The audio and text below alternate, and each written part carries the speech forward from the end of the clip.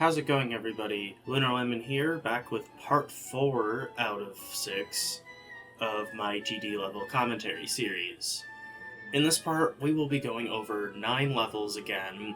These ones were released throughout 2018. Some of these levels I do have a lot to talk about, fortunately, this time around, so hopefully this should be pretty interesting to go through. Before we begin, though, I would like to quickly say that I know my microphone might have sounded a little weird in the last part and possibly part 2. I wasn't really sure why this was the case, but as of like a few minutes before me recording the audio for this part, I did find out why. It was a certain setting I had incorrectly set in Audacity. So, I've gotten that all fixed, so hopefully this part and 5 and 6 should also sound fine. Without further ado, I hope you enjoy. The first level we will be talking about is Sour Nostalgia. This was started in late 2017 and verified in February of 2018. This, for the longest time, was my hardest created level. This was also the starting point of when my gameplay creating skills started to improve, and that wasn't fully intentional when I made this level.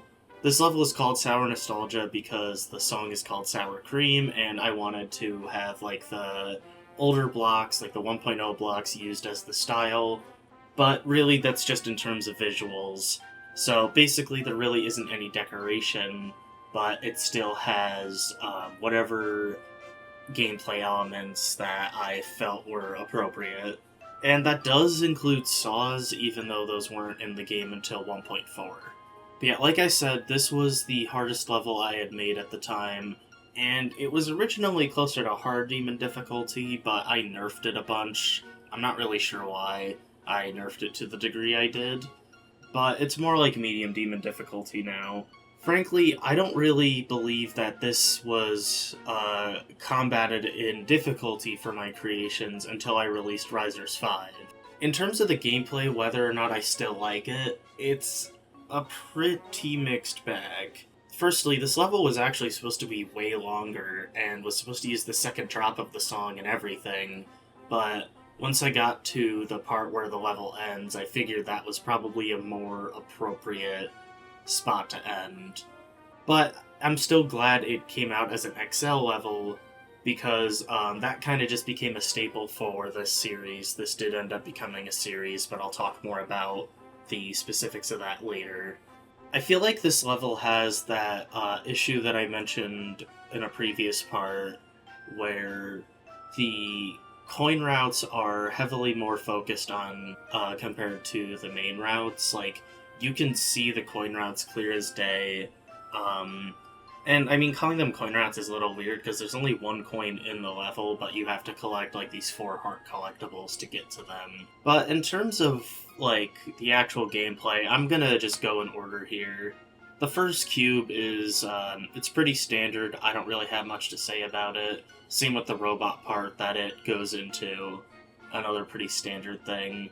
The ship part, though, I do feel that the transition is a little weird, and I don't know, I'm not a big fan of that.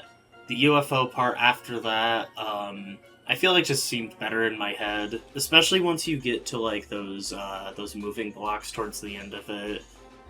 You were supposed to like bounce out of it, but you end up hitting the ceiling before you can get high enough. Then there's the brief memory part at 18%, which I don't know why, but every time I replay the level, I keep thinking you're supposed to go to the top block and not the bottom one. But it's not possible to advance from there, or if it is, then it's not supposed to be. But then there's like the red orb thing at like 19% or 20%. There's 2 red orbs and then a black orb, which that black orb is a blind orb and has a really strict timing, but this is one of the examples I was talking about when it comes to coin routes being too focused on, because this is where one of the hearts are. If you jump over the red pad, you can clip through 2 of the spikes and get the heart on the other side, which completely skips the weird black orb timing. And then at 21, there's another one of these where you're supposed to hit this blue orb that's inside of the block, but it's very obvious that you can skip it to get to the next heart, which is also on screen. But even then, that's the type of thing that people would just, be curious about anyway. The spider part at 26 is actually probably one of my favorite parts of the level. And this goes for both the main route and the coin route. I don't know, I just really like how I did it. And even the ball part that it goes right into, I like that as well. I especially like the transition out of it and with the cube portal right on top of the red jump pads. I don't know, it just feels really satisfying. The wave part, pretty standard, but I like it. The cube part after that, I like it for the most part, but I do feel that the jump at 40% is probably a bit unfair, because it looks like a double spike, and then as you're jumping it turns into a triple spike. And there's no indication of that. After that, there's the build up to the drop.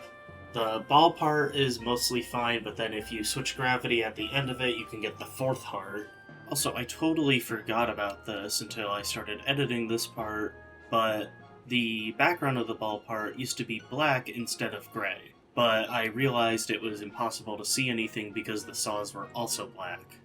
Which really bothers me because at 45% you can not only see it, but you go through the blue gravity portal that shows up in that route, but it's useless here otherwise. If you go to the main route, you go through the blue gravity portal, but you're already normal gravity, so it's just kind of unnecessary. And then, the wave part that builds up to the drop, for what it is, pretty standard, so pretty uninteresting, but pretty short. And now we're at the drop and the second half of the level.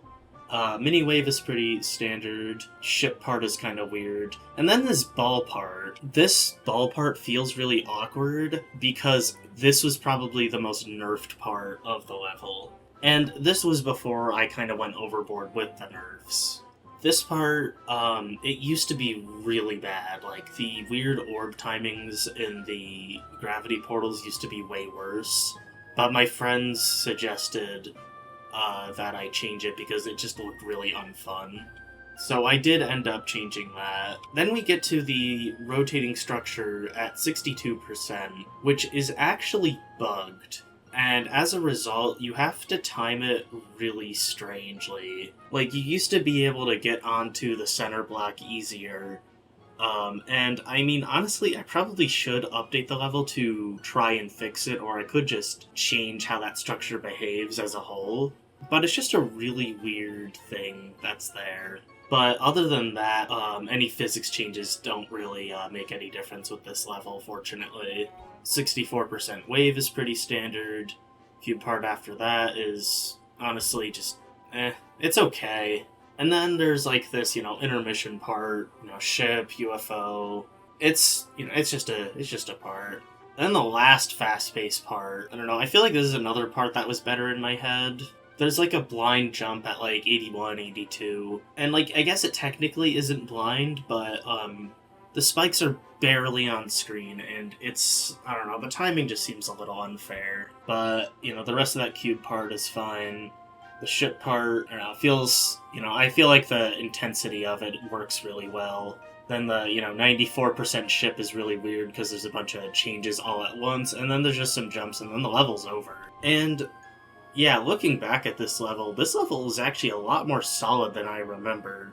Like I said before, this level was originally intended to be more difficult, and it was supposed to use the second drop of the song as well, so it was supposed to be noticeably longer. And back in 2024, I actually did make a copy of the level and buff it, and I started an extension, but I didn't really like how the buffed gameplay appeared, since a lot of it just felt kind of trollish on accident. So I did end up scrapping this level, but I may consider picking it back up, or, starting from scratch, make a new copy of the level, and then, do it again, but do a better job at it in the future. But we'll see how I'm feeling about that as time goes on. As I've been working on this series, actually, this is a bit of a small tangent, but I've hardly been playing the game other than gathering footage for this commentary, and honestly, this commentary is pretty much why. I do have a couple of unfinished levels right now, and I would like to finish them, and I will, but I just don't want to focus on too much at once. But otherwise, I haven't played the game much lately. Then there was, everything with school and me coming back home, me settling back in. I don't know, as of me recording this, I'm more or less settled back in for the most part. But in my free time, whenever I haven't been working, this commentary has been taking up a good chunk of my time because again, this is something I've been really excited to make, and I want to make it the best that I absolutely can. Other than that, that is Sour Nostalgia. A lot more to say than I initially thought, but yeah, this next level, not so much.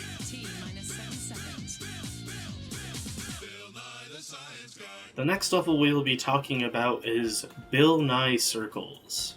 I will say that again. This next level is called Bill Nye Circles, and it's more or less what you would expect.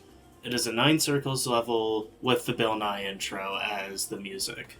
It is very short, obviously, and it is also a very obvious joke level, and it is the only time I ever finished a NONG or NONG level, which for those who don't know what that is, that stands for Not on Newgrounds.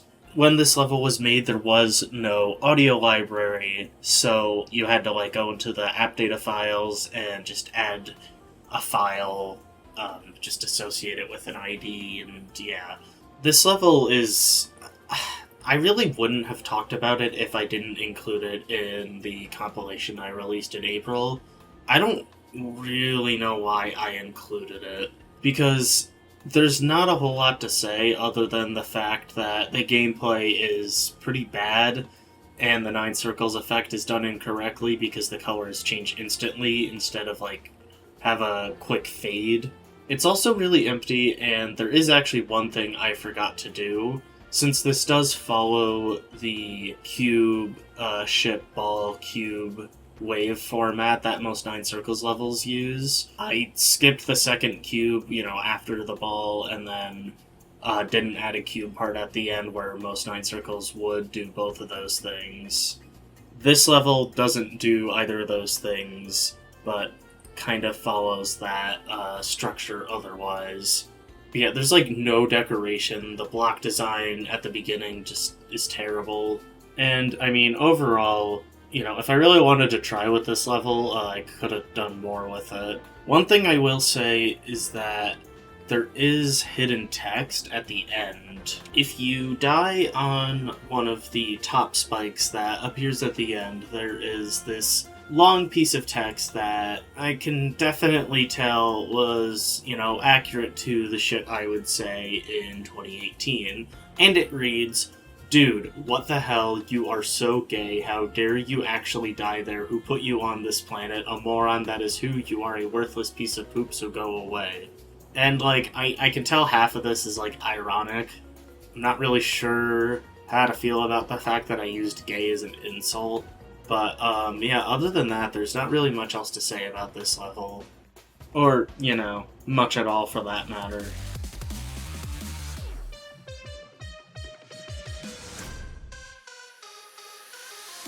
The next level we will be talking about is Power.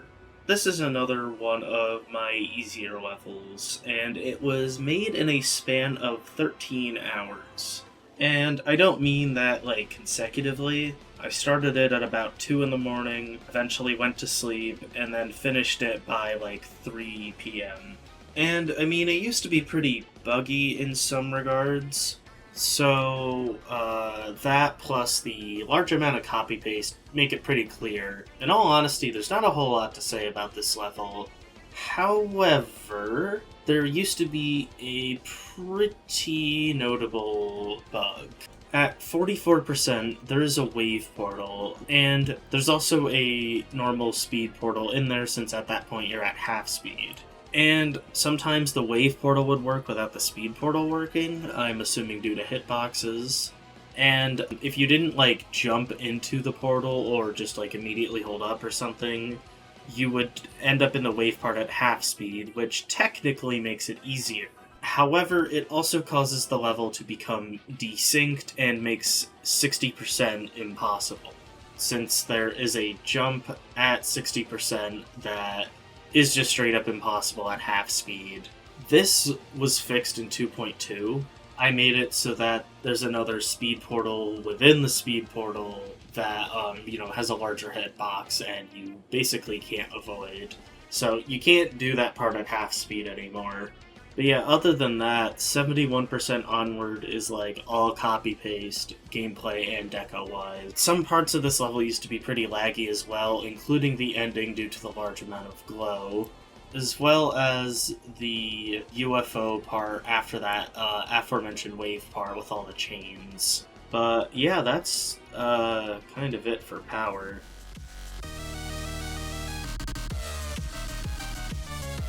The next level we will be talking about is honestly one of my most forgettable levels. This is Grayscale 2, and it's ironic that this level is as forgettable as it is, since to me the first and third level are pretty memorable. This level is certainly an anomaly. Gameplay-wise, it is a big step up from the first level, which, that's completely fine. And there are some parts gameplay-wise that I still like, but the level deco-wise is pretty empty and extremely unoptimized. This has that checkerboard background that was used in the first level, but instead of 3x3 squares, it's 2x2 squares, and for some godforsaken reason, if you scroll all the way up in the editor, the checkerboard hits the ceiling, which you never even get that high in the first place. And this also doesn't do that copy-paste thing that I said I should have done in Grayscale 1. And so, what does that mean for the object count? It means that this level has almost 49,000 objects. 42,000 of those objects are just the background, which means there's only about 7,000 objects worth of gameplay. And that, includes other decoration as well. That's not just gameplay. Gameplay, decoration that isn't the background, that's within that 7,000 object range. The background takes over 42,000 objects. Mind you, the game considers a level with 40,000 or more objects to be high object count. This level only has a high object count because of the background and the lack of optimization. The background is also completely static on the x-axis, so it doesn't even slowly move with the level or anything like that, which I don't think the first level does either, but still. However, this level does have some gameplay elements that I still like. The spider part at 11% ends with these two keys that have to open the gate, and I don't know, that's not anything crazy, but it's still something interesting to me. Then there's a dual part at 22%, which is asymmetrical, and I don't know, this part was kind of better in my head because you end up switching to be the same gravity, and then there's a ship and wave in the same gravity.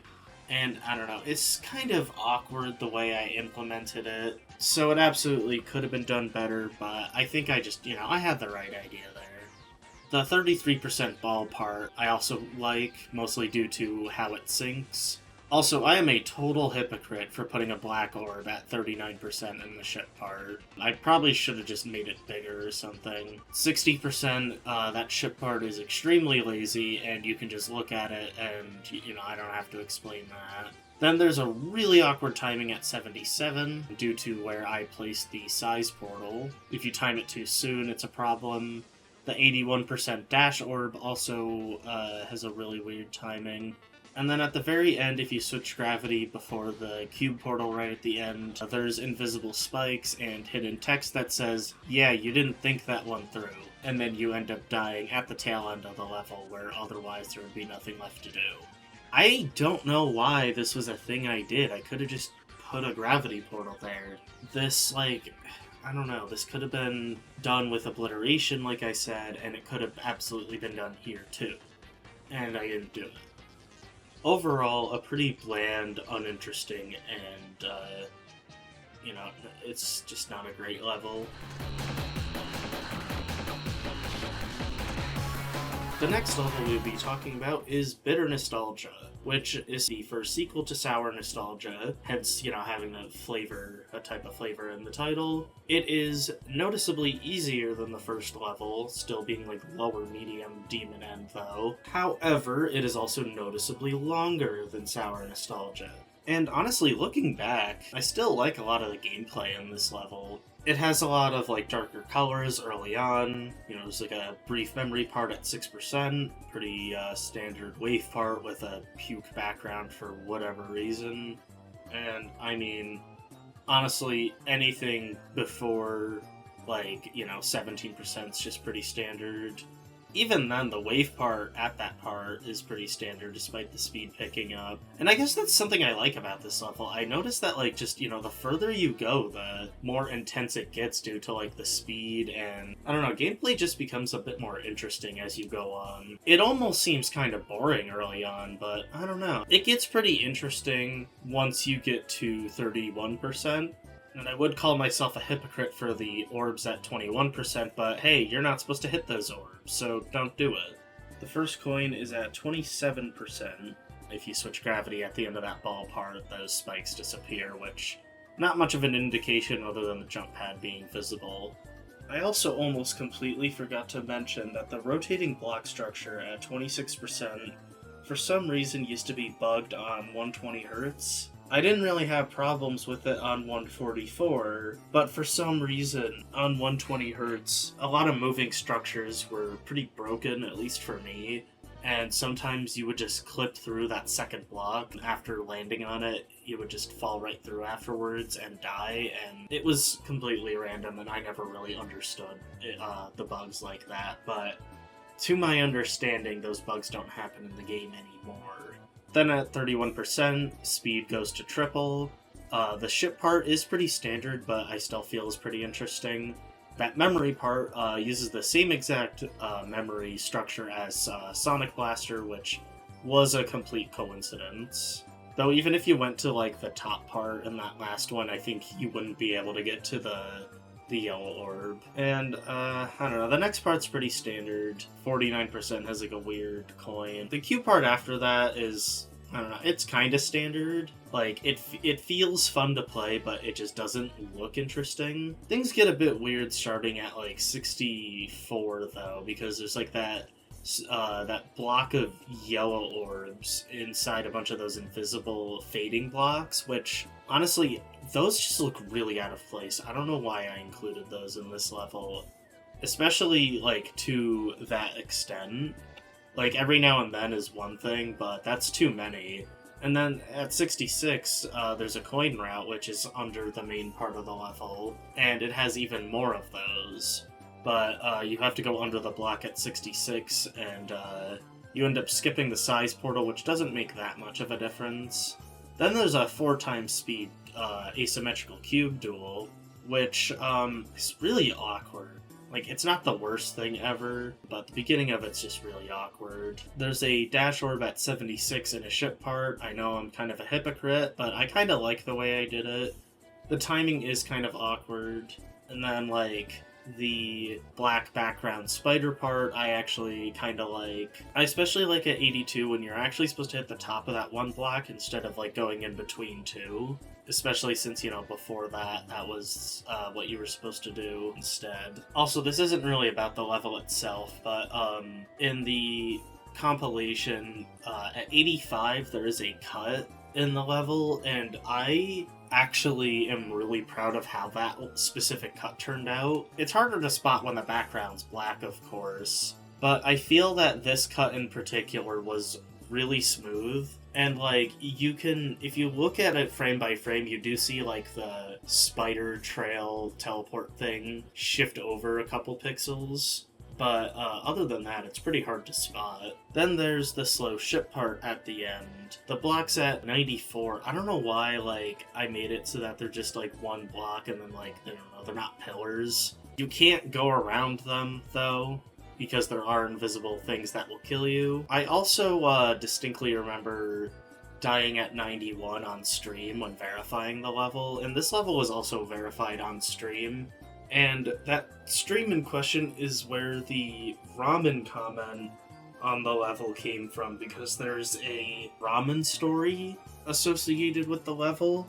And I was in a VC with that person, and they were just trying to share some weird ramen story. And when I got to like the dual part onward, I was saying making it far or whatever. And like he wasn't listening to me saying that, and he kept trying to say the story.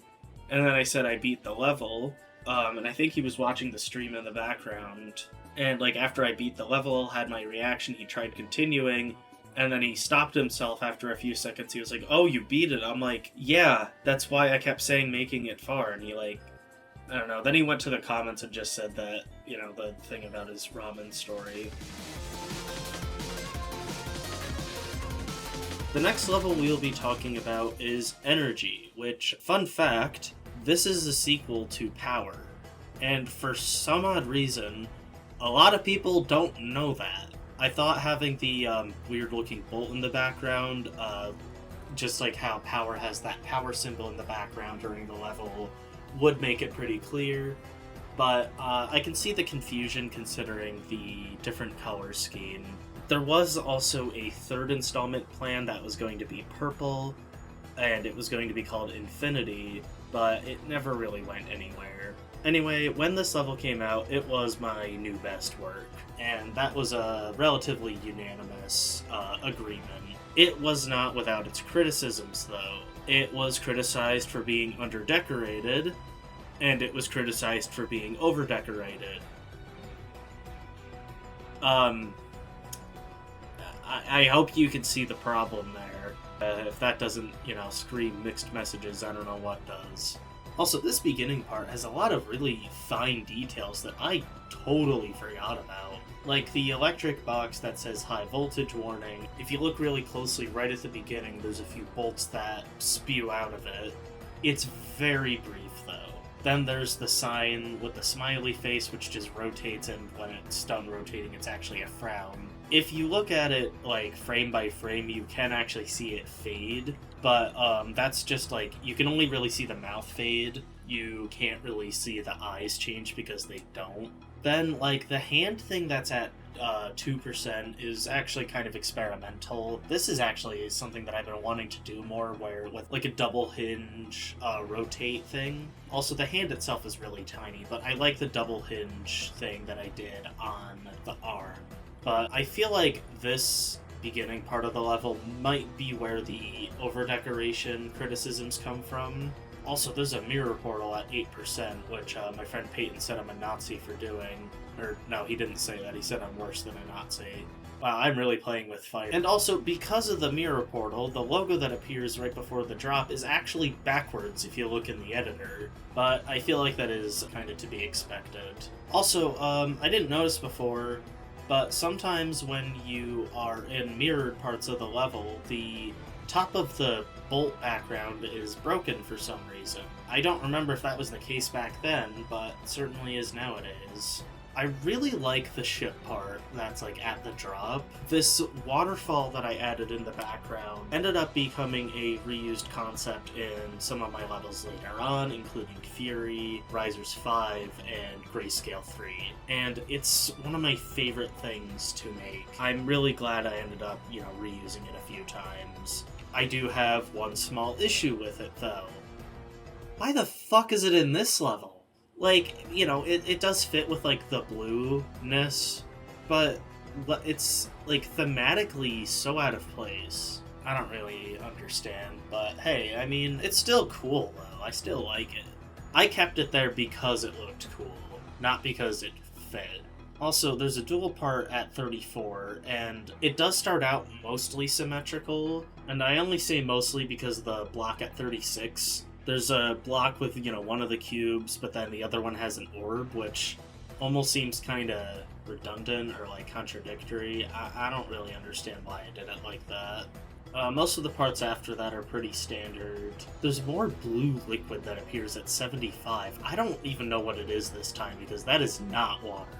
Also, at that same cube part, that's when the bolt in the background breaks again, but you're not even in a mirrored part anymore, so I don't really get it. At 87, this little circle guy appears, kind of just moving randomly and erratically. This was inspired by a very similar looking thing in Laser Blitz's part of Digital Descent, I believe it was. I mean, the gameplay's a bit unbalanced, especially later on, but I mean, other than that, I still find the gameplay of the level to be pretty fun, in, at least most regards. Especially in, like, the first half. Like, after 96, you have those 2 UFO jumps, and then you're done with the level, but, like, the way they're done is, like, it's really strange. Mostly because this level is supposed to be, like, 5-star difficulty. Those timings aren't particularly strict or anything like that. They're just kind of out of place for a level of this difficulty. The level doesn't necessarily hold up as much as I would have liked it to, but I would say it's still a pretty solid level. The next level we will be talking about is the rushed and forgotten third installment of the Nostalgia series. Yes, we're already on the next one, even though we just talked about the first 2. This is Salty Nostalgia, and this installment was originally not really planned. My original plan was the 3rd level would have been called Sweet Nostalgia, and the 4th level would have been called Spicy Nostalgia, and that one would have been an Extreme Demon. But, I don't really remember why I had the plans changed a bit. I know that there was also, like, a spin-off, if you will, that was planned called Flavorful Nostalgia, and this one was going to be a mega collab, but it ended up falling through after some drama, I believe. Drama, miscommunications, I don't know, it was a mix of stuff. For my friend group at the time, this was not a stellar time, so some things just got really messy, and I don't really want to talk about it, but it's all in the past. Anyway, this level ended up using the entire song, which is like, I think, either 2 minutes 59 seconds or exactly 3 minutes, making it my new longest level at the time, and maybe still to this day, unless Super Pix is longer, I'm not sure. This level feels both relatively standard and experimental in some regards, but it has a mix of things that I do and don't like. A pretty even mix, I would say. I like the mini cube maze that the level starts out with. I mean, it's pretty obvious which ones are the fakes, but I like the way I did it. And I like how at like 1.5%, you have to like jump into the size portal. You can't just fall right in. Also, believe it or not, I actually kind of like what I did with the dash orbs at like 7 and 8% despite being in wave parts. I don't know, it just syncs with the music in a really, really good way, I feel.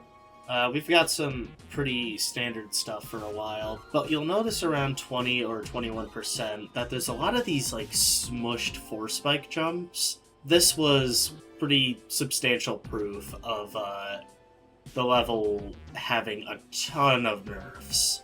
I don't really know why, but I really rushed the hell out of this level, and ended up just getting really rushed in the end.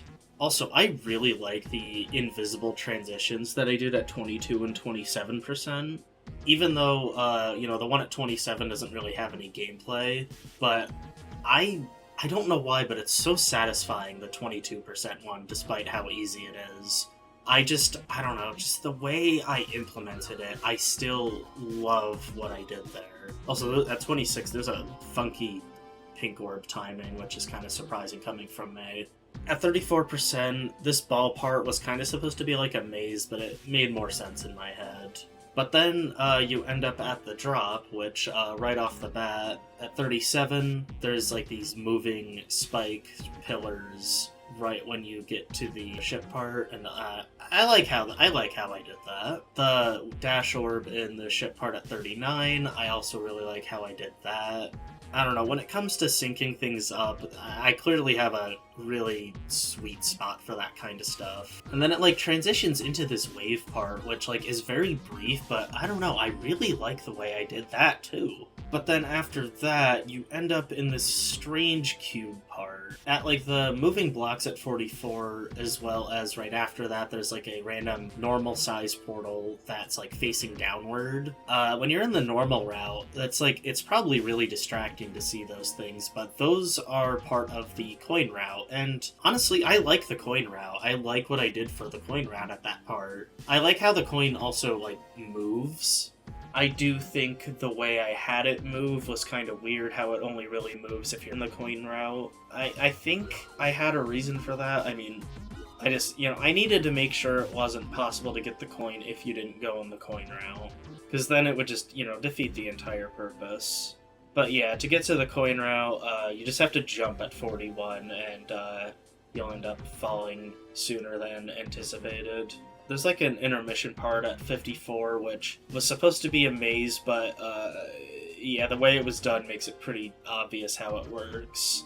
There's another coin route at 62, and if you don't go in the coin route, you can see the coin peeking out at the top at 63.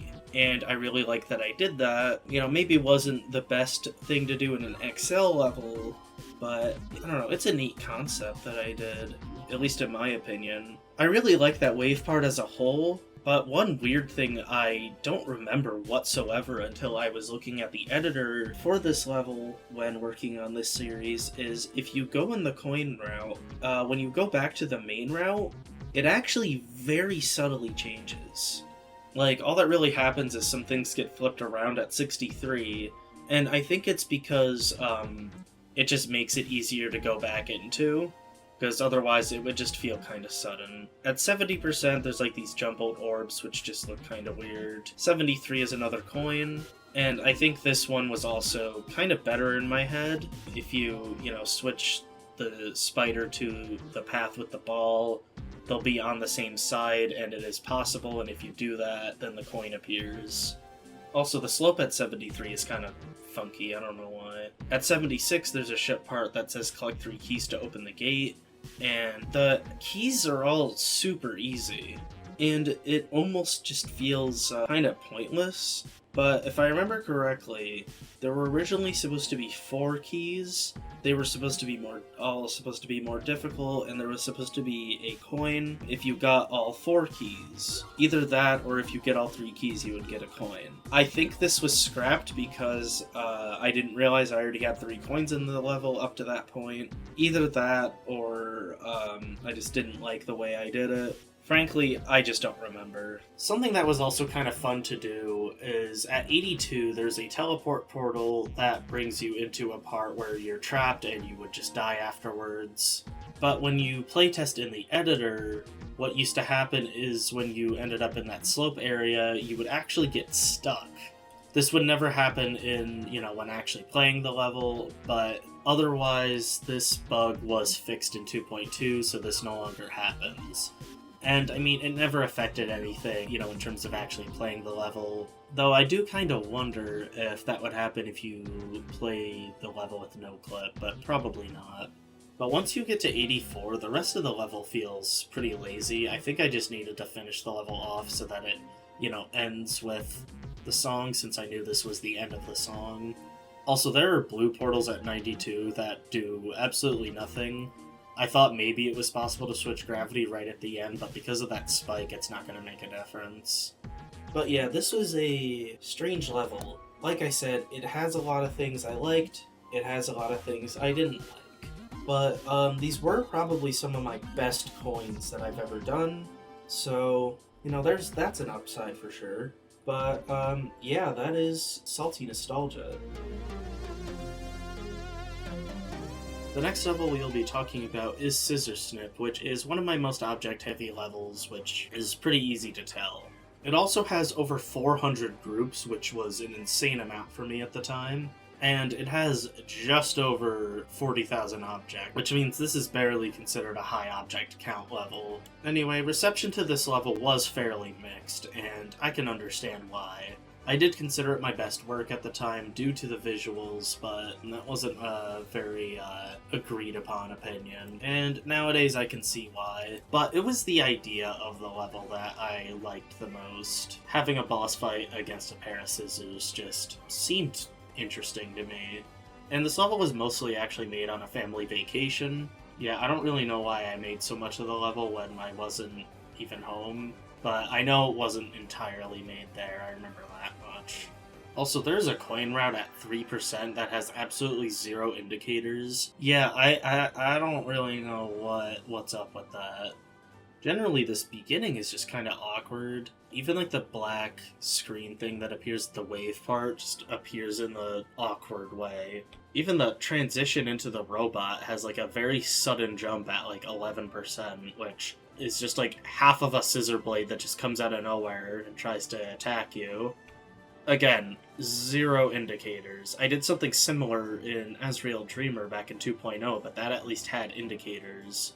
The background of this part is also clearly inspired by Tetris, and also has a ton of copy-paste, because I couldn't be bothered to have things fit perfectly without doing that. Like, yeah, these are all just Tetris blocks, and there are some points where you can tell it's pretty obvious that there was copy-paste. Also, 17% jump is kind of inconsistent. Because it's a robot jump on a slope, it's bound to be at least a bit buggy, but sometimes, I don't know, sometimes it works, sometimes it doesn't. Also, after rewatching the footage for this level, I think I figured out why there's 400 groups. The ship part, where, you know, the first boss part happens, has a bunch of, like, falling spikes, and yeah, that's probably, like, a couple hundred groups or so if I had to guess. But we may as well skip to that part and talk about that, since there's not really much else to talk about before then. But yeah, like I said before, this is a boss fight level, so you're introduced to the weird pair of scissors with weird lighting and a shadow that is actually very inconsistent and kind of unnecessary. Now, since I knew people would complain that there was no clear path for the boss fight, I added these blue stars that are barely fucking visible, by the way. Mostly due to the weird, fog tornado thing I did in the background, which, looking at that again, that's actually kind of cool. I want to do that again. But not in a part where you need paths. The paths just also change really suddenly, and they're just hard to see. And even then, some of the positions for them are pretty strict.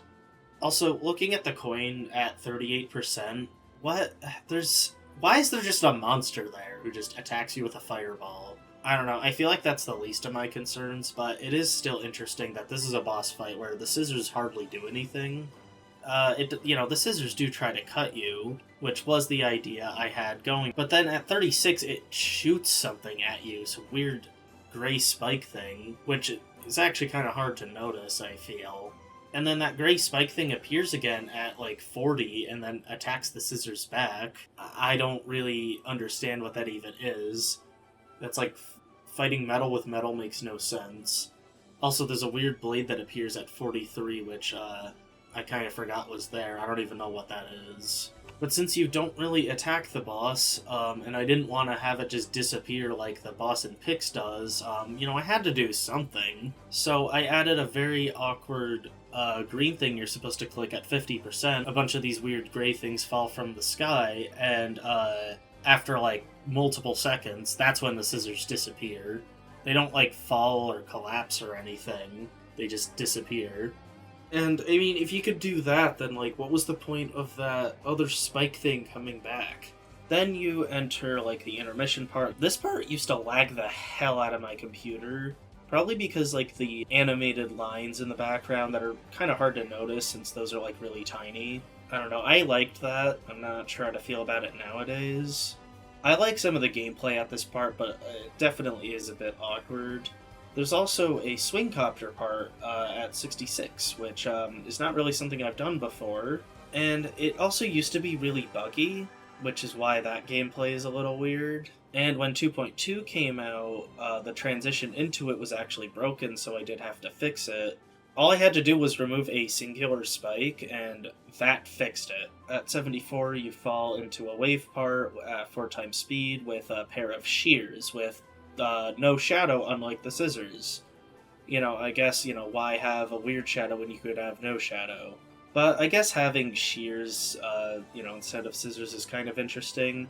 Also, this background is so lazy. It's just a bunch of relevant words, and they're all copy and pasted. Frankly, I think I was just out of ideas. But the struggle with this part is the fact it's a 4-time speed wave. I mean, what the fuck was I thinking? It should have been a ship. Maybe I just wanted to change it up a bit, probably. Who the hell knows? But, I don't know, the shears do attack you in pretty normal ways, with no indicators whatsoever, but also there's a spike on the top and a spike on the bottom that also attack you, very unexpectedly. So, yeah, that's totally fair due to the lack of indicators.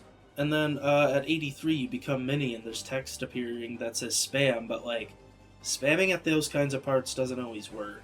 After that, the shears try to attack you 4 more times, and I think the way I did that is fine.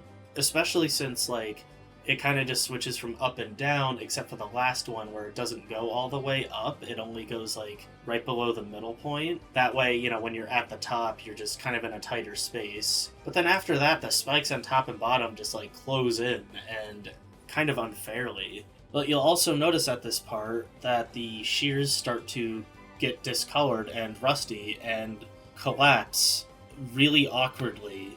That's also just not how rusting works.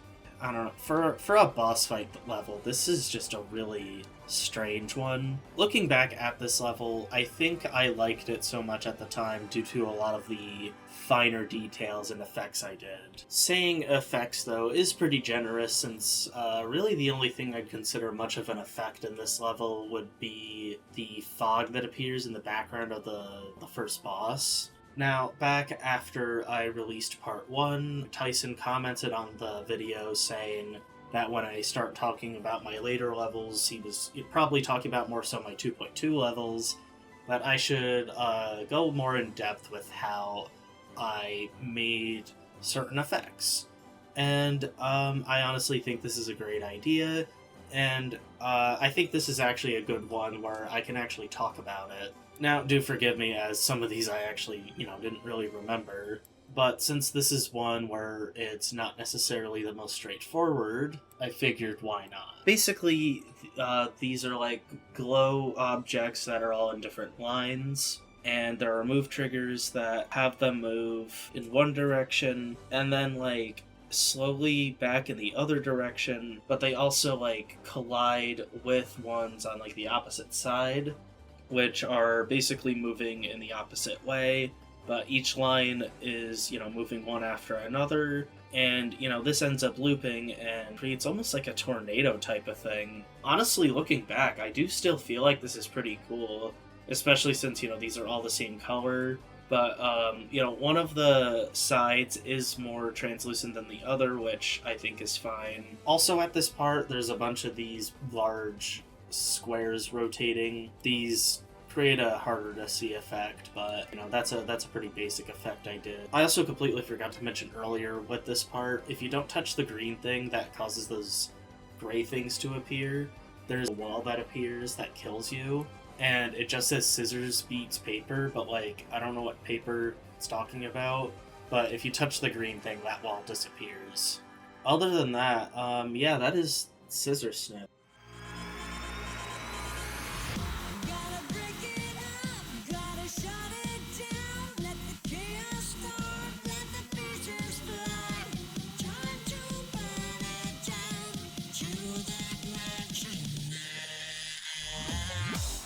There's no reason for part 4 to not end with a bang. With that said, we will be ending this part with Fury. That's the name of the level. This was my first and, only true mega collab. This was made by me, Heapy, Alicia, Erica, That Blue Bat, Ice and Fire, and Tyson. So, yeah, this was a 7-person mega collab, and was supposed to have more people, but I'll get back to that in a minute. The level was started at the end of 2017, I believe, and ended up releasing at the end of July.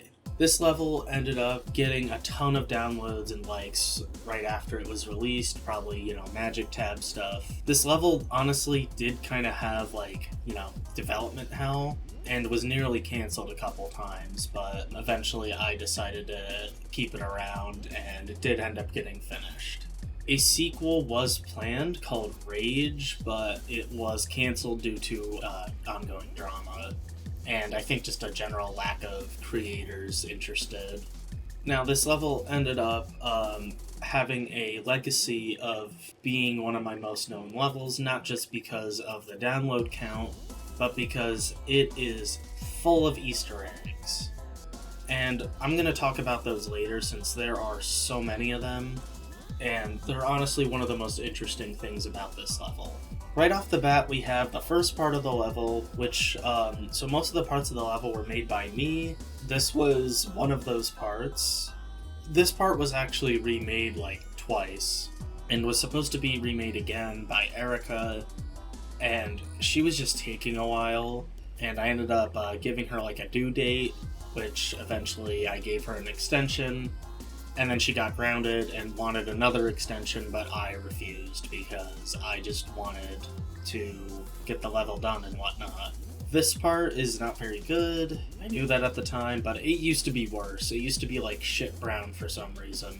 This was supposed to be my only part initially. Things changed when I instead made a part at 80% when that first part was still supposed to be remade. But several of the parts were just made by me in general, and I should probably just get this part out of the way. It was mostly due to how production was going. There were still a good amount of parts that weren't made, and I just couldn't really recruit new people. I just struggled with doing that. So eventually, and I really just wanted the level out, so eventually I was just like, alright, this is what I'm gonna do. I'm just gonna make the rest of the parts. And I mean, some of those parts are not too bad. But that is also why the end of the level says work smarter, not harder, and I quoted my dad on that for some reason, even though he did not create that quote, he was just the one who has said it to me on numerous occasions. Though, it is very cheesy. Anyway, this first part, it doesn't have a whole lot to say other than what's already been said, which brings us to Kipi's part, which is also relatively uninteresting. I'm the one who added that like hexagon effect in the background. I asked for his permission for that, and he was cool with it, but it just felt a little empty, so I wanted to add something, and I'd say it fits. Then we get to Alicia's part, which is one of the few like exceptionally good parts. I don't know why she has her logo there twice, though. Like, once when at the end of it, once at the beginning of it. I don't really know. But this part's, like, very dark, and difficulty-wise it is a bit out of place. Kind of makes it a bit inconsistent. I still think it fits, though. It's, like, very dark, has, like, angry faces, and has lava. And generally, it's pretty solid. She didn't play the game for very long, but she was a very talented creator in the brief time she did.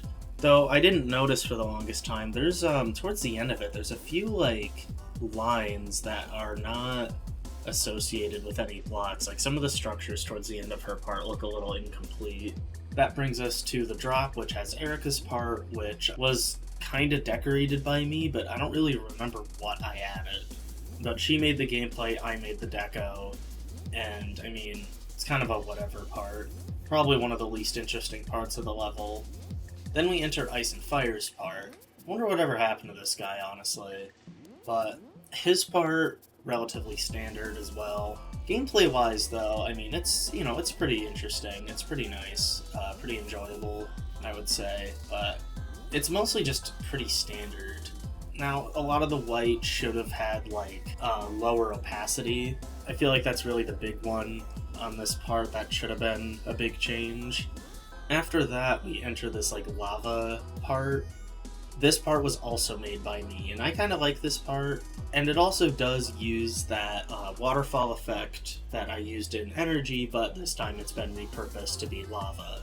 But, it's just a relatively standard UFO part that leads into that Blue Bats part, which is honestly probably the best part of the level.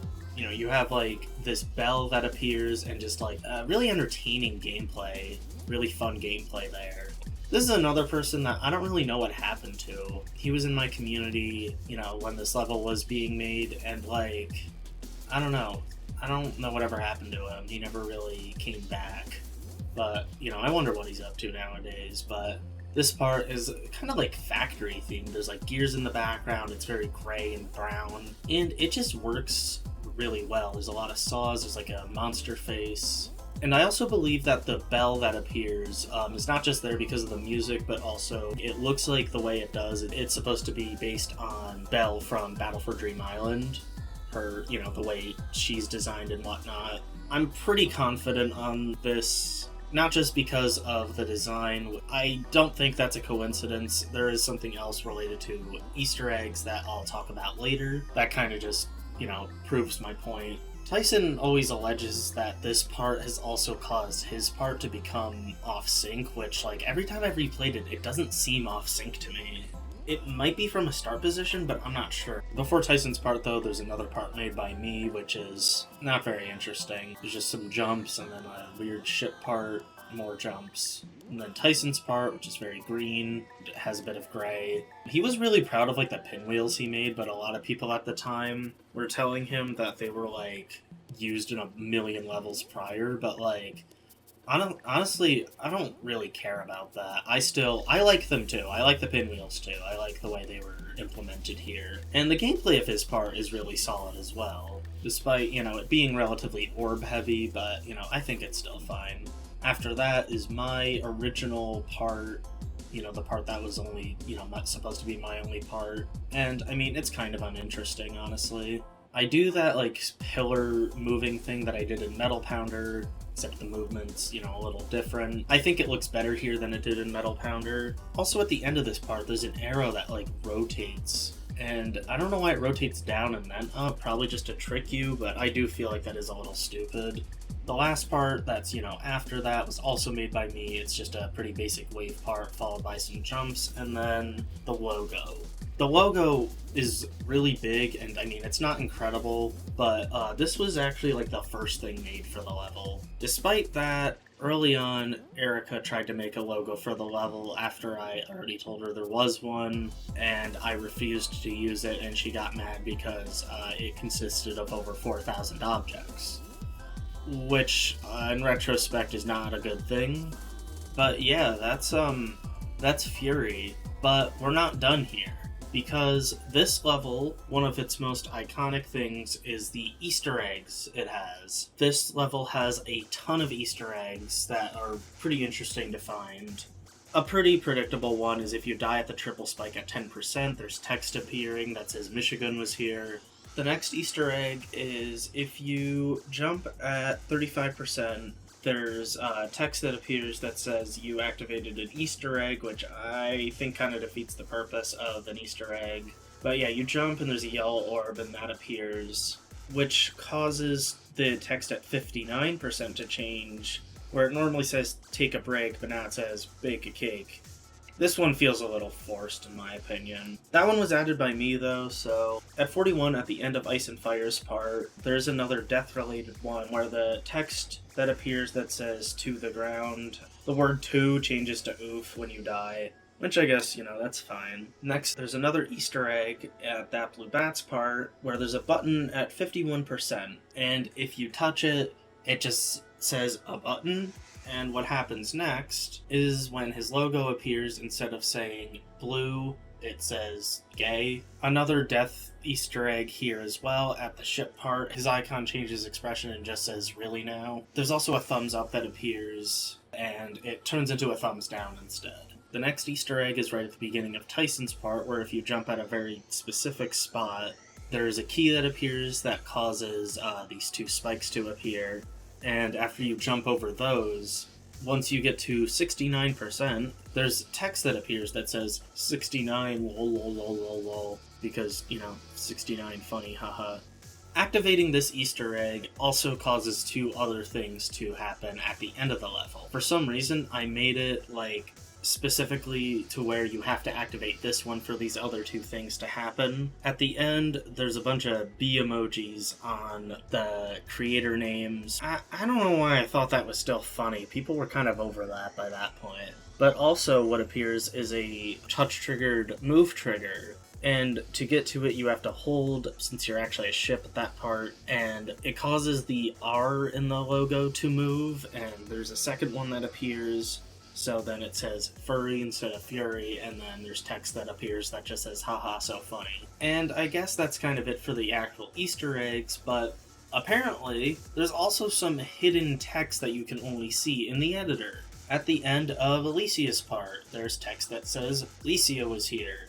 and ice too, and don't forget blue, by the way your part is inconsistent, TBH. And I didn't know about this for a really long time, which means 3 different people, at least, were familiar with this being here, and I wasn't one of them. And I just think that's kind of funny. Also above Ice and Fire's part, there's text that's there, and it says, "So how was your day?" There's also text that appears at the end of his part that normally would be visible because it's in the block design that just says lol. But since the structure in question moves, you can't see that part of it by the time it, would have otherwise been on screen. The next thing that shows up is at the beginning of that Blue Bats part, where if you look above the bell, you'll find text that says "nice try." And this is where I'm confident about the BFDI reference. In Season 4, Episode 4, this is a conversation that some of the characters have about what's at the top of Bell's string. And in the Adobe Animate files, they kinda thought about that since those were,